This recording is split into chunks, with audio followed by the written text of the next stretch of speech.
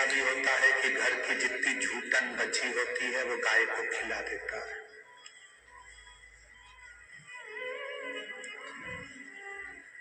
बर्तन मांज रहे थे, बर्तन मांजने में जितनी झूठन निकली, जितना झूठा निकला, उसको एक बर्तन में इकट्ठा कर लिया, उस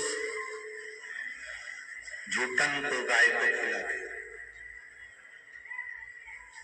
वो झूठन को गौ माता को दे दिया। एक बड़े भाव से स्मरण करिएगा।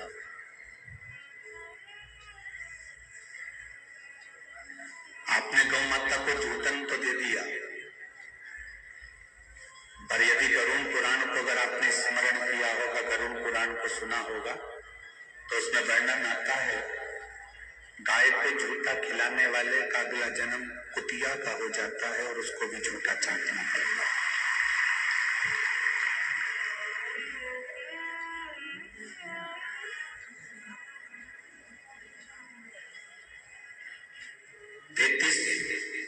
कोटि देवी देवता गौ माता के अंदर विराजमान है।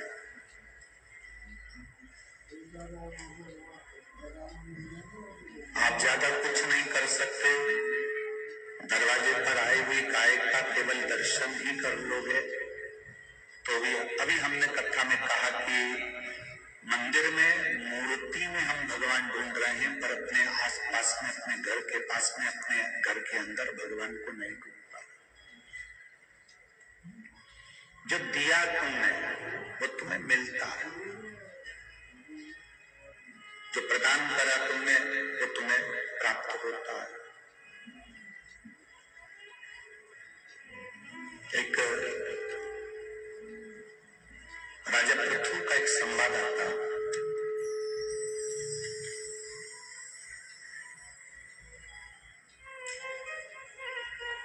राजा पृथु का एक संवाद बड़ा सुंदर है, जिसके अंतर्गत उन्होंने दरवाजे पर एक संत भिक्षा के लिए आए और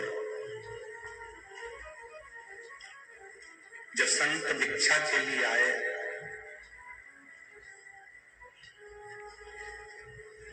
उस समय पर राजा अपने अस्तबल में थोड़ा सा देखने के लिए गए हुए थे और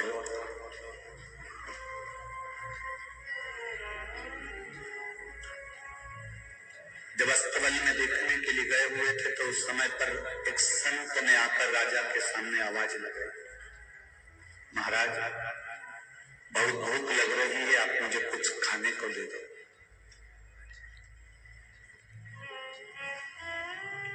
राजा पृथु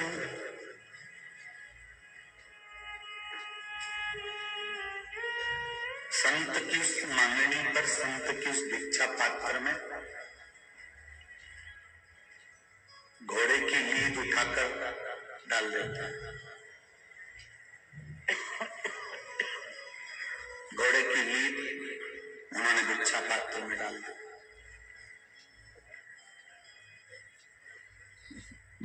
जब घोड़े की लीद उस भिक्षा पात्र में डाली तो संत को क्रोध नहीं आया।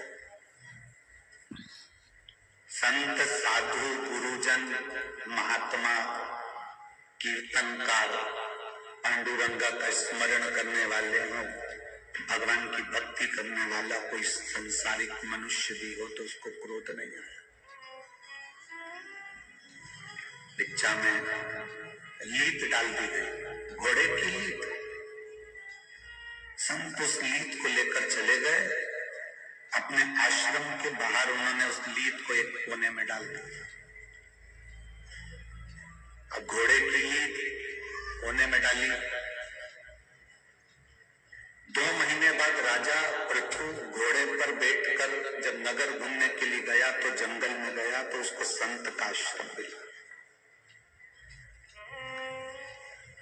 उसने महाराज जी को प्रणाम करते हुए विचार करा कि ये संत के पास में कोई घोड़ा नहीं दिख रहा, कोई अस्तबल नहीं दिख रहा, पर ये संत की कुटिया के पास में ये इतनी सारी घोड़े की लीद का ढेर लगा लगा हुआ है, कम से कम 25-50 किलो लीद यहाँ पड़ी हुई है, तो मतलब यहाँ तो कोई घोड़ा दिख नहीं रहा। ये लीद कहां से आ गई? राजा उस संत के चरणों को प्रणाम कर कर बोला, महाराज आपके यहाँ कोई घोड़ा नहीं दिख रहा, तो ये लीद इतनी सारा ढेर कहां से आ गया घोड़े की लीद का? संत ने कहा, मैं जब एक नगर में भीख मांगने के लिए, भिक्षा लेने के लिए जब मैं गया, भिक्षा पात्र लेकर जब मैं भिक्षा लेने के लिए गया, मेरे कटोरे में ये भिक्षा में लीद दी थी और कहा था ले ये खा लो। वो लीद लाकर मैंने अपने आश्रम में डाल दी थी, तो राजा की आंख में आंसू भर गए और हाथ जोड़कर पांव पड़कर बोला, मैंने तो लीद इतनी सी ली थी, फिर ये 50-100 किलो लीद कैसे हो गई? संत कहते हैं जो दान किया है वो बढ़ता भी तो है।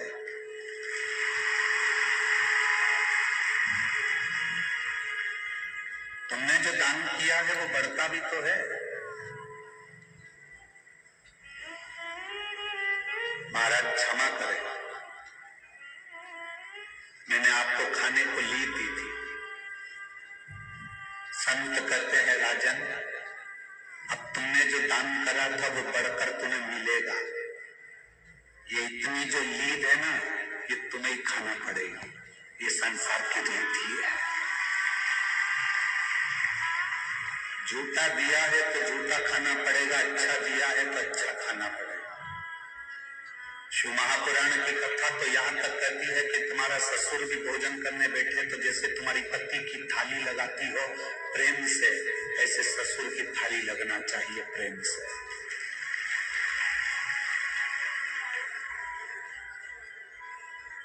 अपने बेटे को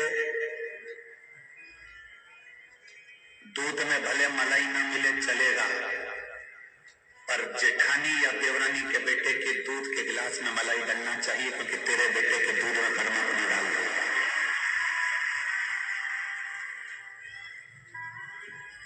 जो तुमने दिया है वो तुम्हें प्राप्त होगा। किसी को अच्छा दिया तो अच्छा मिलेगा, किसी को बेकार दिया तो बेकार मिलेगा। राजा ने कहा, मुझे, राजा पृथु कहते हैं, मुझे लीद खाना पड़ेगी गोबर लीद का घोड़े के लिए? हाँ महाराज क्षमा कर दो, मैं क्या करूं कि ये लीद मुझे खाना ना पड़े, उसका कोई उपाय? लोग कहते हैं सीवर वाले महाराज जी उपाय बताते हैं, पर एक एक पुराण को उठाकर देख लीजिए। राजा परीक्षित ने भी सुखदेव जी से पूछा था, 7 दिन में मेरे प्राण छूटेंगे, मेरे बचने का उपाय? नारद जी को श्राप लगा तो नारद जी ने भगवान विष्णु से पूछा था कि मेरे परम धाम जाने का उपाय? दशरथ जी के घर में जब संतान नहीं हुई तो उन्होंने वशिष्ठ बाबा से प्रार्थना करी थी कि मेरे यहाँ संतान होने का उपाय। यशोदा जी के घर में जब संतान नहीं हुई तो उनकी मां पाटला देवी ने भगवान शंकर के सम्मुख में संत से कहा था, मेरे बेटी के घर में संतान हो जाए, उसका उपाय? सुधर्म नाम के ब्राह्मण की पत्नी भूष्मा के संतान मर गई, उसको प्राप्त करने का उपाय? विष्णु पुराण, अग्नि पुराण, नर्मदा पुराण, ब्रह्म विवर्त पुराण, पद्म पुराण, नारद पुराण, श्रीमद् भागवत पुराण, शिव महापुराण, स्कंद पुराण, जितने भी पुराण उठाकर देखोगे उसमें कुछ ना कुछ पूरी कथा को पढ़ना है, उसमें लिखा है इसका ये उपाय संतों ने बताया, साधुओं ने बताया। केवल सीवर वाले महाराज ने नहीं बताया, वो तो बदनाम सीवर वाला महाराज हो गया, नहीं तो उपाय तो पूरी पुराणों में बताएगा। देव ऋषि नारद ने भी पूछा कि उपाय बताओ। दशरथ जी के घर में औलाद नहीं हुई, संतान नहीं हुई, तो उन्होंने पूछा उपाय बताओ।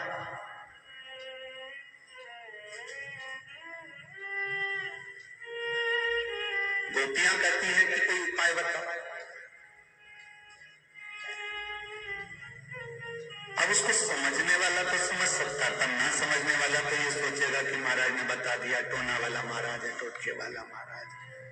और जिसने पुराण पढ़ी इसलिए हम इस व्यासपीठ से आपको कहते हैं गीता प्रेस गोरखपुर की एक एक पुराण को उठाकर लेकर आओ, उसको पढ़ो, उसका अध्ययन करो।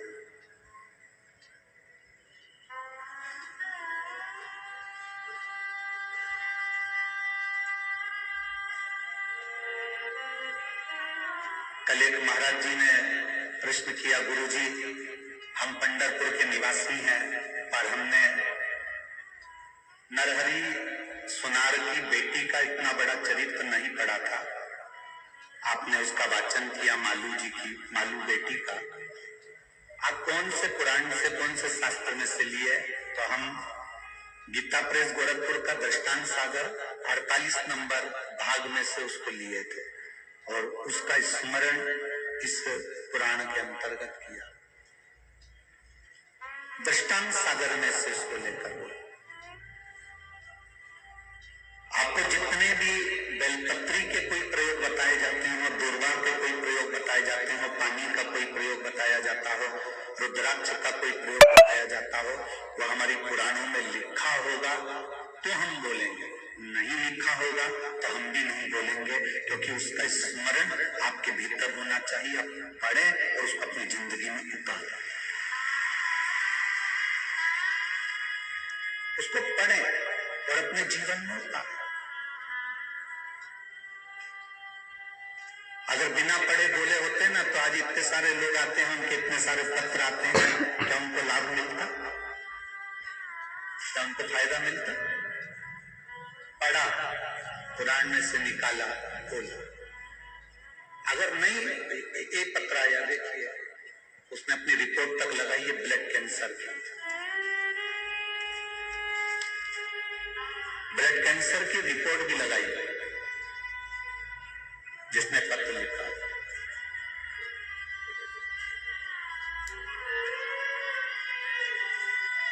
मैं राधा कृष्ण कुमार पाटिल, उम्र 70 साल, परभणी महाराष्ट्र की निवासी हूं। मेरा मोबाइल नंबर ये है, कहीं बैठी हूं तो हाथ हिला सकती हूं। अगर कहीं बैठी हूं, मैं राधा कृष्ण कुमार पाटिल, उम्र मेरी 70 साल, परभणी महाराष्ट्र की निवासी हूं। मेरा मोबाइल नंबर ये है। अच्छा, उधर पंडाल में बैठी, हाँ ठीक है, हाथ हिला दो माँ। श्री शिवाय नमस्तुभ्यम, ठीक है हाँ, श्री शिवाय नमस्तुभ्यम जी। मैं राधा कृष्ण कुमार पाटिल हूँ, मेरी उम्र 70 साल, परभणी महाराष्ट्र की निवासी हूँ। परिणाम, मुझे 4 साल से ब्लड कैंसर है, 4 साल से मुझे ब्लड कैंसर।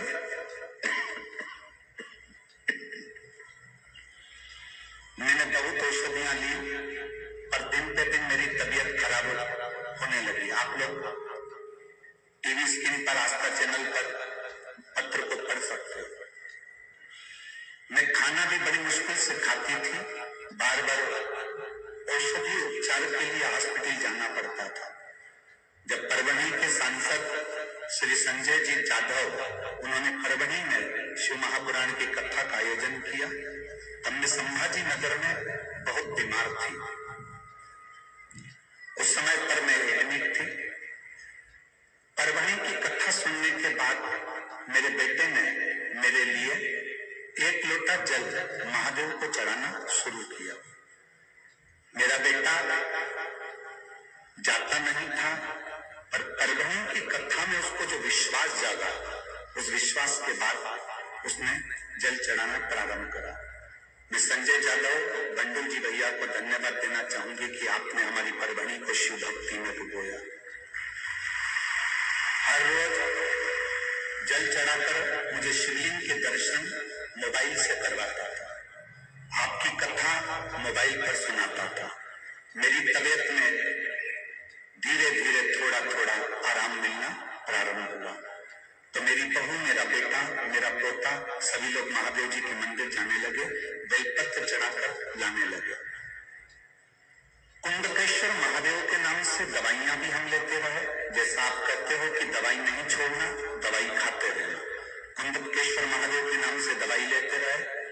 फिर मेरी तबीयत में थोड़ा सा आराम लगना प्रारंभ हुआ। डॉक्टर के हिसाब से मेरी कोई दवाई नहीं हो सकती थी, क्योंकि मैं लास्ट स्टेज पर थी। ब्लड कैंसर के लास्ट स्टेज पर मैं थी और मेरी सारी दवाइयां उस समय पर डॉक्टर ने कह दिया था इनकी केवल सेवा करो। पर बाबा शिव शिव है, मेरे बाबा ने ऐसी कृपा कर दी, मैं एक बेलपत्री खाने लगी, शिवजी पे चढ़ा हुआ जल पीने लगी, श्री शिवाय नमस्तुभ्यम जपने लगी और बाबा की कृपा से हमने जब दूसरी जांच कराई तो मेरा कैंसर नील के बराबर आ गया। मैं रिपोर्ट लगाकर भेज रही हूँ। हाथ हिलाओ एक बार, श्री शिवाय नमस्तु। सारी रिपोर्ट मैं लगाकर भेज रही हूँ, जो कैंसर की लास्ट रिपोर्ट है उसको लगाकर भेज रही हूँ।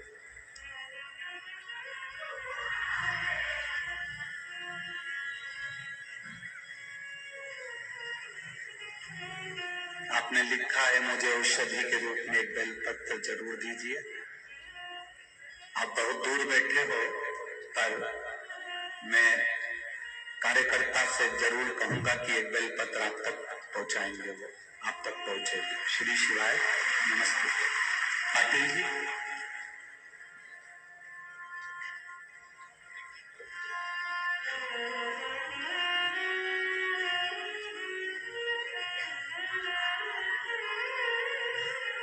बेलपत्र माता शिव जी के चढ़ी।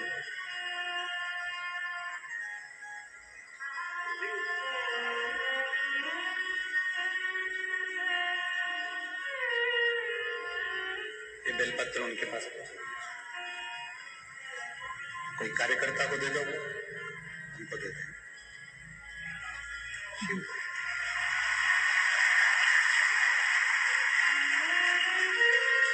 एक विश्वास, एक भरोसा, एक दृढ़ता, जब आपके भीतर प्रकट होता है तो मेरा ओघड़दानी आपके सम्मुख में होता है। उमा ने पत्र में लाइन लिखी, मुझे तेरा ही सहारा मेरे, अर्थात उसके आश्रित हम हो गए।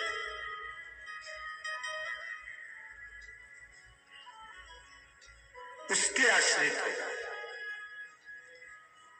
हम जितना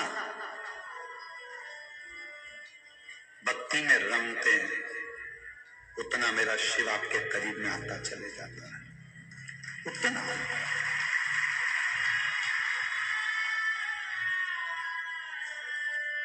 एक बात,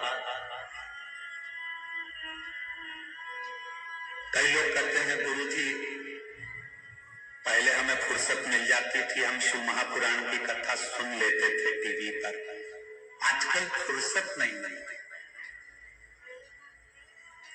हम उनसे कहना चाहेंगे जिसको शिव से मोहब्बत होती है, जिसको शिव से मोहब्बत होती है, फिर उसके पास फुर्सत नहीं होती है।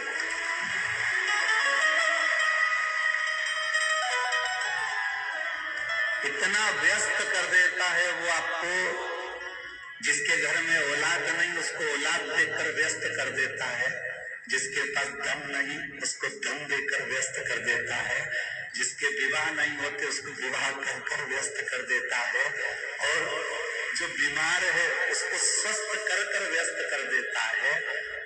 वो जिसको शिव से मोहब्बत होती है, जिसको शिव से मोहब्बत होती है, फिर उसे फुर्सत नहीं होती है, क्योंकि शिव उसको व्यस्त रखना प्रारंभ कर देगा।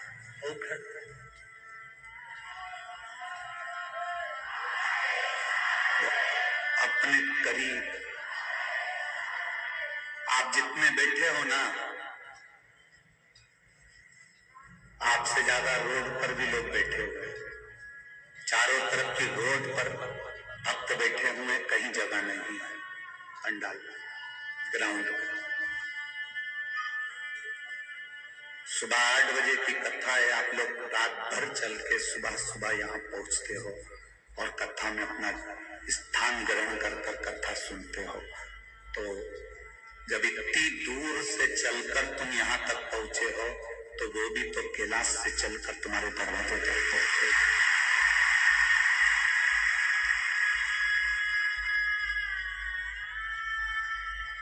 इतना दे देता है मेरा बाबा कि तुम्हारी धीरे धीरे धीरे धीरे तुम कथा सुनने का समय भी तुम्हारे पास नहीं रहता। जितने टीवी पर कथा सुन रहे हैं वो भी अंदाजा लगा लेना, कथा के पहले का समय निकाल कर देखना कितने फुर्सत में थे।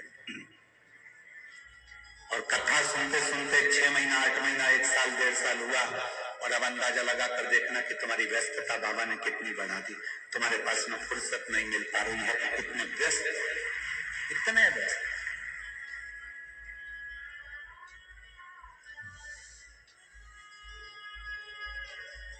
महाराज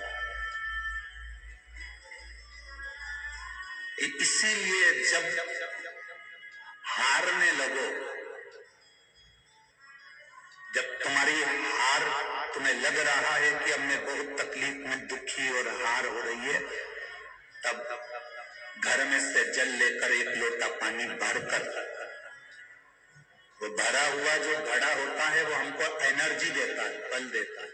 इसलिए आज भी घर से निकलते समय भरे हुए घड़े का दर्शन किया जाता है, मंगल होता है, शुभ होता है।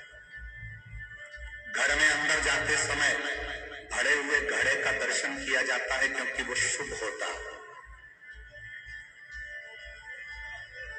1 लोटा जल भरकर जब हम भरा हुआ पानी रोज हाथ में लेंगे ना, जिस लड़के की नौकरी ना लग रही हो, जिस बेटी का संबंध ना हो रहा हो, जो बीमारियों में ग्रसित हो गया, तकलीफों में भरा हुआ है, बहुत कष्टों में जिंदगी जी रहा है, वो भी अगर 1 लोटा जल हाथ में भरा हुआ लेना प्रारंभ कर दे, क्योंकि अभी तक हम अपने पास में जो लेते थे वो अपने लिए भरा हुआ पानी का गिलास लेते थे, खाली गिलास लेते थे, खाली बर्तन लेते थे, खाली भांडा लेते थे। पर भरा हुआ गिलास जब सुबह सुबह तुम्हारे हाथ में आएगा तो तुम्हारी भी लाकर अलमारी खाली रहने वाली नहीं है, वो भी भरा रही। एक लड़की यहाँ पर बैठी है या उसकी माँ यहाँ आई होगी, उस बेटी का शरीर, उंगलियां, नसें, शरीर, चेहरा फट जाता था, जिसमें से ऐसा लगता था जैसे ब्लेड मार दी और उसमें से ब्लड निकलना चालू हो जाता था।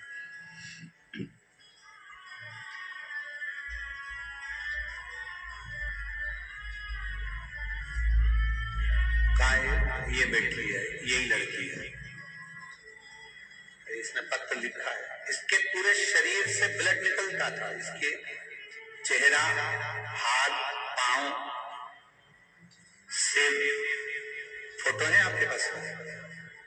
लेके आके अब लेके आए।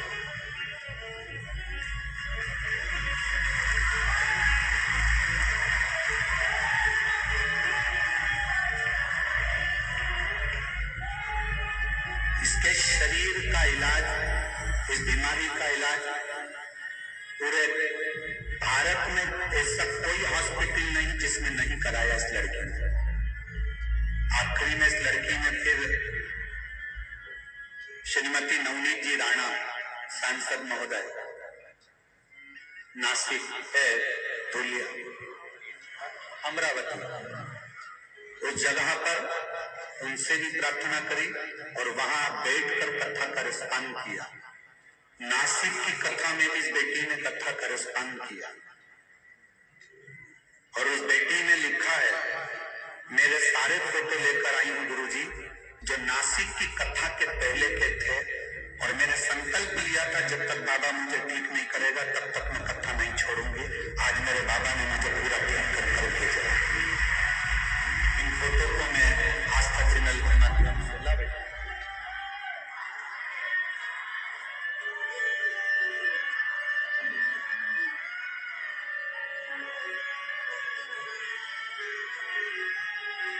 इधर ला।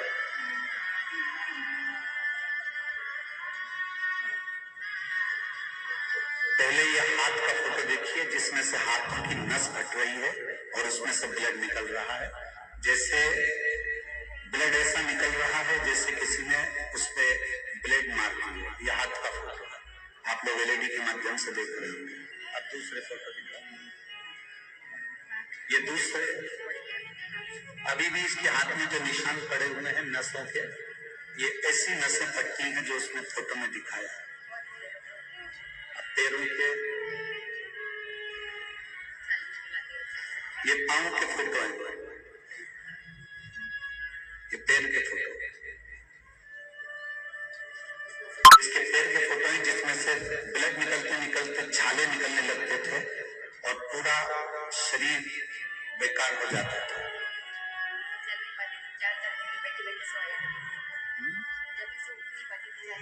इसको माइक पे जरा अच्छी, ये माइक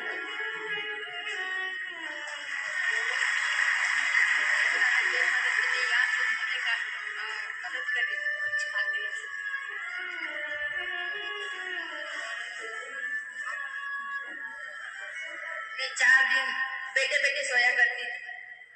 रात रात तक मैंने बैठकर सोई हूँ। मुझे बैठना नहीं आता था, मैं घूम नहीं सकती थी, मेरी मुंडी नहीं हिला सकती थी। क्यों? क्योंकि अगर मैं हिलाती तो सर में से मेरे खून बहने लगता था। और जब भी मैंने डॉक्टर को दिखाया, डॉक्टर्स ने बोला आप मानोसाइकोलॉजिकल केस हो। बाबा की कृपा का ये बहुत आप अपने बड़ा, हाथों से करते हो, ऐसा डॉक्टर बोलते थे मुझे। पर कृपा शिव की है बेटी, बाबा ने आपको ठीक करा। ये बाबा का बहुत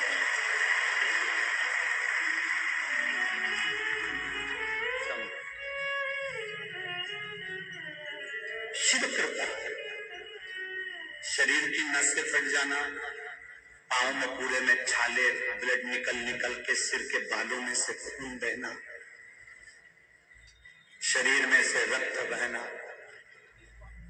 इस सब उसने अपना पूरा पता वगैरह भी लिखा है, मोबाइल नंबर भी लिखा उस बेटी ने। मेरा नाम पल्लवी समाधान चौहान है, मैं नांदगांव नासिक से हूँ, नांदगांव नासिक की रहने वाली हूँ। उसने अपना पूरा एड्रेस पता सब लिखा। शिव तत्व है, औघड़ी है शिव। आप विश्वास लेकर एक भरोसे के साथ अगर शिव जी पर एक बेलपत्र समर्पित कर रहे हो, एक लोटा जल जब आप देवाधिदेव महादेव को चढ़ा रहे हो, उसका आचमन कर रहे हो, तो मेरा बाबा हाथ छोड़ता नहीं है, फिर पकड़ कर ही रखता।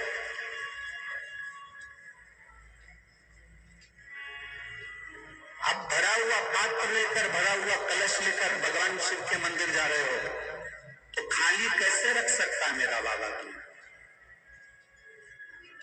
सारी समस्या का हल एक लोटा जल। आपको खाली कैसे रख सकता?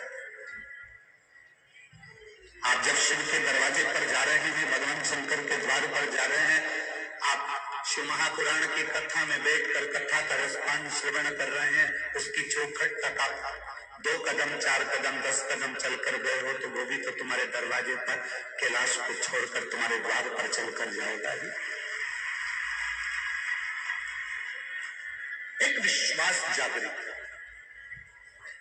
अपने भीतर का भरोसा जागृत कर। उस बेटी ने लिखा, मुझे कथा पर इतना विश्वास था कि अब मैं कथा में ही मेरा शरीर ठीक होगा, ये बाबा पर मुझे भरोसा था। और नासिक से कथा सुन रही हूं, आज मेरा बाबा ने मुझको ठीक करा। आज प्रणाम कर कर मैं अपने घर बाबा को नमन कर प्रणाम कर कर जाऊं। हर कथा में कथा सुनने के लिए 1 दिन आई, 2 दिन आई, कहीं 3 दिन आई, पर कथा का रस तक तो मैंने श्रवण। पंडाल में आने पर, पंडाल में बैठकर कथा श्रवण करने पर क्या मिलता है, क्या देता है मेरा भोले भंडारी? हम तो आज चले जाएंगे यहाँ से, हरि विठ्ठल का नाम लेकर पंजाब बठिंडा के लिए निकलेंगे, पर आप लोगों ने जो दान करा, भोजन भंडारा करा, पुण्य करा, यजमान बने, कथा सुनी, भगवती स्मरण करा, कथा का रसपान करा, वो क्या देगा ये उसके ऊपर निर्भर करता है कि वो तुम्हें कितना दे और कितना प्रदान करे।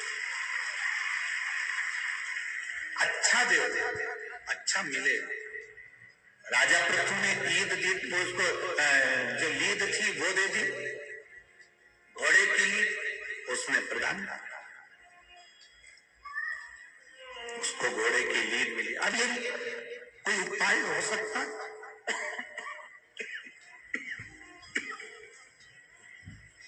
कोई उपाय?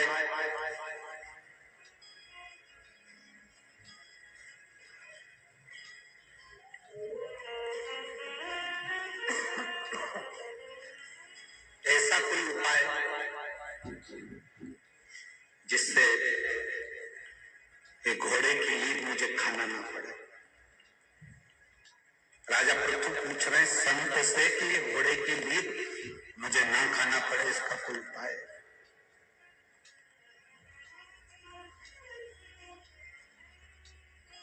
यदि इसका कोई उपाय हो तो मुझे जरूर बताएं। कहा, जब आप